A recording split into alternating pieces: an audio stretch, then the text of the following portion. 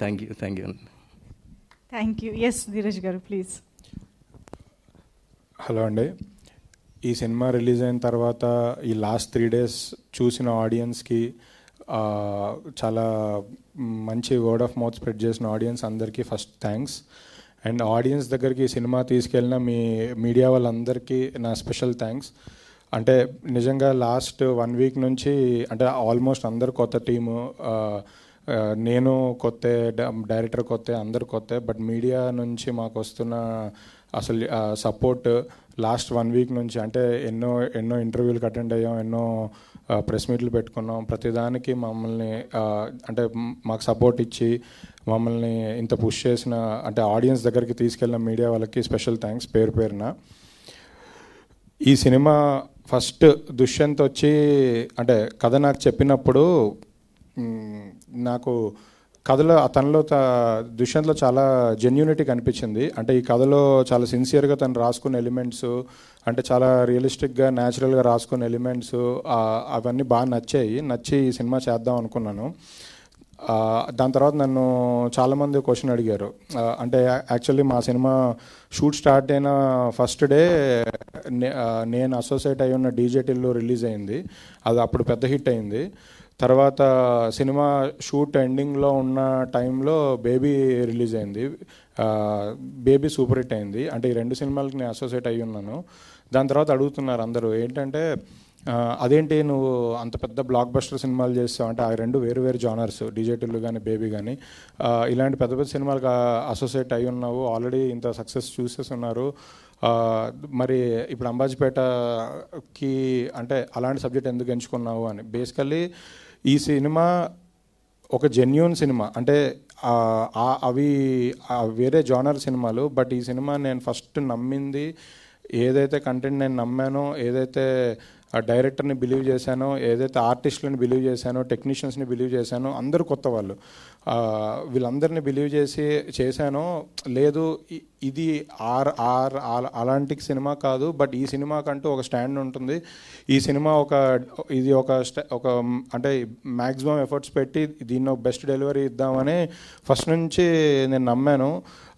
నిజంగా నా నమ్మకాన్ని వీళ్ళందరూ కలిపి నిలబెట్టారు.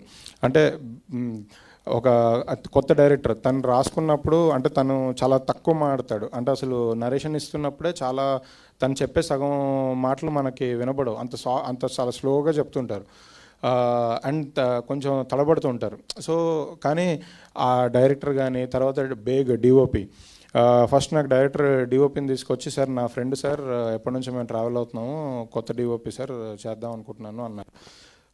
తర్వాత అందరూ టెక్నీషియన్స్, ఈ సినిమాకి పనిచేసిన ఆర్ట్ డైరెక్టర్ కానివ్వండి, ప్రతి ఒక్క టెక్నీషియన్స్ అందరూ ఆల్మోస్ట్ కొత్త వాళ్ళు. ఆర్టిస్టులు కూడా ఎవరెవరు అనుకుంటున్నాం అంటే, ఈ కథ చెప్పినప్పుడు ఇప్పుడు కథలో అన్ని ఎలిమెంట్స్ ఉన్నాయండి. అంటే లవ్ స్టోరీ ఉంది, సిస్టర్ సెంటిమెంట్ ఉంది, రివల్యూషన్ ఉన్నాయి, అన్ని ఎలిమెంట్స్ ఉన్నాయి. సో నేను కొంచెం పెద్ద క్యాస్ట్ని కూడా క్యాస్ట్ చేయొచ్చు అంటే, కానీ డైరెక్టర్ ఫస్ట్ నుంచి సెలెక్ట్ చేసుకొని ఆర్టిస్ట్ని వీళ్ళతోనే చేద్దాము అని ఫస్ట్ నుంచి ఫిక్స్ అయి ఉన్నాడు. సో తను చేయించుకోగలుగుతాడు అన్న నమ్మకం నాకు కలిగింది. అందుకే నేను ఎప్పుడు కమర్షియల్గా ఆలోచించి వీళ్ళని క్యాష్ చేద్దాం, వాళ్ళని క్యాష్ చేద్దాం అని ఆర్టిస్ట్ విషయంలో కానీ, టెక్నీషియన్ విషయంలో కానీ ఎప్పుడూ చెప్పలేదు. తర్వాత సినిమా షూట్ అంతా అయిపోయిన టైంలో కూడా నేను ఎప్పటికప్పుడు రషెస్ చూసుకుంటున్నా, ఎడిట్ చూసుకుంటున్నప్పుడు నేనే సర్ప్రైజ్ ఫీల్ అయ్యేవాడిని. అసలు అదేంటి మనం అనుకున్న దానికని చాలా బాగా చేసామని. అంటే వాళ్ళందరూ, అంటే ప్రతి క్యారెక్టరు వాళ్ళకున్న లిమిట్స్లో బెస్ట్ పర్ఫార్మెన్స్ ఇచ్చారు. అంటే ఎడిట్ టేబుల్లో నాకు తెలిసి ఎడిటర్ కూడా కట్ చేస్తుంటే ఇప్పటికీ మా దగ్గర కొంచెం ఫుటేజ్ ఉంటుంది, అసలు ఇది ఎందుకు తీస్తావు అని అడుగుతుంటారు. అంటే ఆ సీన్ ఇండివిజువల్గా చూస్తే ఏది తీయాలనిపించదు, అంత బెస్ట్ పర్ఫార్మెన్స్ ఇచ్చారు. ప్రతి చిన్న క్యారెక్టర్ కూడా వాళ్ళ మార్క్ వేసుకున్నారు. ఎర్రన్న క్యారెక్టరు ఆయన కానీ, అంటే చాలా తక్కువ సీన్ లెంగ్త్ ఉన్న, స్క్రీన్ స్పేస్ ఉన్న, బట్ ఎవరిది వాళ్ళు అవుట్ స్టాండింగ్ పర్ఫార్మెన్స్ ఇచ్చారు. ఫ్రెండ్స్ క్యారెక్టర్స్ కానివ్వండి, ఎవరిది వాళ్ళు కానివ్వండి, ఎవరిదైనా వాళ్ళు అందరిది బెస్ట్ పర్ఫార్మెన్స్ ఇచ్చారు. అంటే ఇవన్నీ చేయించుకోవడం డైరెక్టర్ గొప్పతనం. తర్వాత నిజంగా ఈ సినిమాకి డైరెక్షన్ డిపార్ట్మెంట్ గురించి చెప్పాలి. యాక్చువల్లీ మేము సినిమా 1.5 year జర్నీ చేసాం కాబట్టి డైరెక్షన్ డిపార్ట్మెంట్ అంటే చాలామంది మారుతున్నారు. కో డైరెక్టర్లే 3 మారారు ఈ సినిమాకి. సో బట్ ఎవరైనా మా సినిమాని ఎప్పుడూ ఓన్ చేసుకొని ప్రతి వాళ్ళు మాతోనే ట్రావెల్ అయ్యి ఆ సినిమా ఎండ్ వరకు వాళ్ళు బిజీగా ఉండి వేరే ప్రాజెక్ట్స్కి వెళ్ళినా మాతోనే ఉండి ఎవ్రీ డే మా గురించి కనుక్కుంటూ సినిమా గురించి వర్క్స్ గురించి కనుక్కుంటూ ఉన్నారు. ఆయన ఇందాక నితిన్ గారు అన్నట్టు ఒక అందరు కొత్త వాళ్ళు, మళ్ళీ డైరెక్షన్ డిపార్ట్మెంట్ కూడా 10 మంది ఉండేవాళ్ళు. ఏంటి నేను ఒకసారి మొన్న అడిగా, ఏంటి ఇంతమంది ఉన్నారు అంటే, సార్ వీళ్ళందరూ కొత్త వాళ్ళు సార్, పెద్ద జీతాలు ఇవ్వకపోయినా పర్లేదు, బట్ వాళ్ళందరూ వర్క్ చేద్దాం అనుకుంటున్నారు అన్నారు. నిజంగా నాకు ఆ రోజు అనిపించింది, అంటే సినిమా తీస్తున్నాం అంటే మన జేబులు నిండడం కోసం కాదు, వీళ్ళందరికీ ఏదో ఒక ఆపర్చునిటీ ఇవ్వాలి అనిపించింది. అంటే చాలామంది ప్రొడ్యూసర్స్ డైరెక్షన్ డిపార్ట్మెంట్ ఒక 5 ఉంటే చాలు, నాకు అక్కర్లేదు, ఇంతకన్నా ఎందుకు వేస్ట్ అని అంటారు. బట్ నాకు అనిపించింది వాళ్ళందరూ ఏదో ఒకటి నేర్చుకుంటారు కదా ఈ సినిమా నుంచి అని.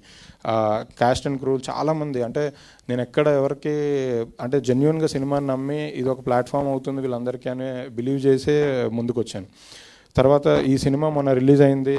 రిలీజ్ అయిన తర్వాత ఈ 3 days కలెక్షన్ బాగా వచ్చింది. నేను నైట్ నేను మా ఎస్కేఎన్ గారు మేము మాట్లాడుకుంటున్నప్పుడు, అంటే మేము అనుకున్నాం ఈ సినిమా హిట్ అవుద్ది, ఇంత బాగా కలెక్ట్ చేస్తుంది అనుకున్నాం, బట్ మేము అనుకున్న దానికన్నా ఎక్కువ వచ్చింది, జెన్యున్గా ఎక్కువ వచ్చింది. అప్పుడు నాకు నైటే ఒకటి అనిపించింది, ఏంటంటే ఈ సినిమాని ఇంకా కమర్షియల్గా చూడకూడదు, ఇంకా ఎక్కువ ఆడియన్స్ దగ్గర తీసుకెళ్ళాలి, మ్యాక్సిమం నెంబర్ ఆఫ్ ఆడియన్స్కి సినిమా చూపించాలి అనిపించింది.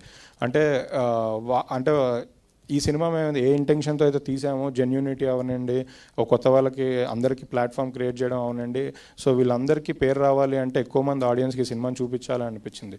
నేను అందుకే నెక్స్ట్ 3 days 4 days అంటే మా టీం అందరూ ప్రతి ఏరియాకి వెళ్ళి, విజయవాడ, గుంటూరు, వైజాగ్, కాకినాడ, ఆంధ్రాలో అన్ని ఏరియాస్, తెలంగాణలోని అన్ని ఏరియాస్, ప్రతి చోట ఎవ్రీ డే ఒక స్పెషల్ షో వేయడం జరుగుతుంది. ఆ స్పెషల్ షోకి సోషల్ మీడియా ద్వారా మేము ఆడియన్స్ని మేమే ఇన్వైట్ చేసి వాళ్ళందరికీ సినిమాని చూపించి టీంతో ఇంటరాక్షన్ పెడుతున్నాము. ఇది అసలు నిజంగా కూడా నాకు ఈరోజు ఇంకా చేసిన చాలు, హ్యాపీగా డబ్బులు వచ్చాయి, అందరు కూడా బిజీ ఉన్నారు. ఇప్పుడు సుహాస్ గారు కూడా నెక్స్ట్ సినిమా షూట్లో ఉన్నారు, వదిలేయచ్చు. బట్ నాకేమనిపించిందంటే లిటరల్లీ చూపించాలి అందరికీ వీళ్ళ క్రాఫ్ట్, వీళ్ళు చేసిన వర్క్, ఇవందరి ఆడియన్స్తో ఇంకా దగ్గరకు తీసుకెళ్ళాలి అనిపించింది. అందుకే ఇది మళ్ళీ ఇంకో 1 week దీన్ని గట్టిగా అందరి దగ్గర తీసుకెళ్దామని మేము అనుకున్నాము. తర్వాత ఈ సినిమా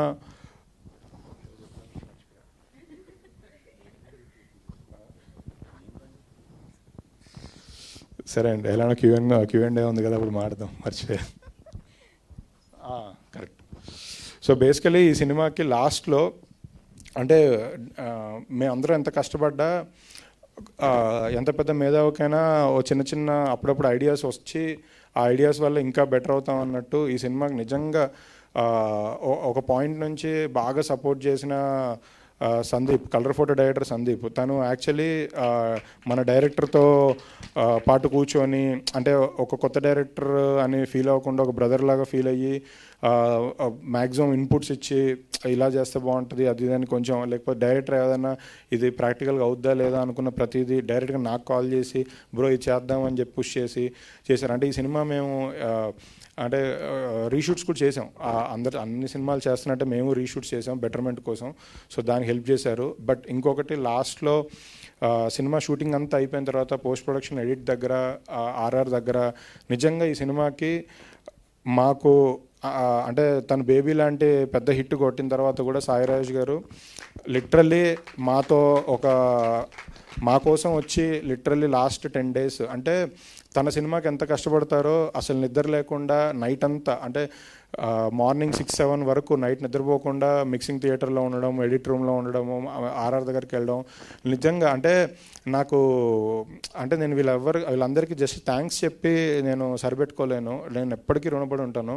అంటే ఈ సినిమాని తను సాయిరాజ్ గారు ఒక మాట అన్నారు, ఏంటంటే ఏదో థ్యాంక్స్ అది చెప్తుంటే, ఇవన్నీ తర్వాత భయ్య సినిమా అనేది అలా లైబ్రరీలో ఉండిపోద్ది, ఓ 10 ఏళ్ళైనా 20 ఏళ్ళైనా సినిమాకే వాల్యూ రెస్పెక్ట్ ఉంటుంది, వెనకాల ఎవడు కష్టపడడం అనేది ఇంపార్టెంట్ కాదు, సినిమాకి మనం బెస్ట్ ఇవ్వాలి, ఆ సినిమాని కరెక్ట్గా నిలబెట్టాలన్నారు. నిజంగా థ్యాంక్స్ సాయిరాజ్ గారికి, సందీప్కి, రవి అయితే అసలు లిటరల్లీ తను ఇప్పుడు నెక్స్ట్ డైరెక్టర్ అవుతున్నారు. నెక్స్ట్ ఆనంద్ వైష్ణవి సినిమాకి డైరెక్టర్ రవి.